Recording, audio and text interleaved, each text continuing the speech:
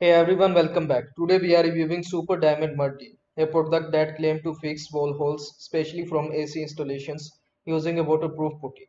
But does it really work or not? Let's find out. Let's start with the claims. It is a white waterproof sealant, supposed to work on any wall hole shape, can be used on both putty and sealant, promised to dry in 3 to 5 days. But here is the problem.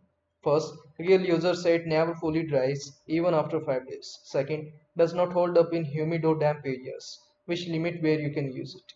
Third, marketing claim it both a sealant and putty, but it underperform in both roles. Fourth, the long dying time, not practical for quick fixes. Most reviews says it is not worth the price, and some even joke the dumble gum might work better. Here is the bottom line. Super Diamond Mud Seal sounds great, but with poor reviews, slow result and limited use, it might just leave you frustrated. So that's all for this video. Don't forget to like this video and subscribe to our channel for more this type of content. Thanks for watching.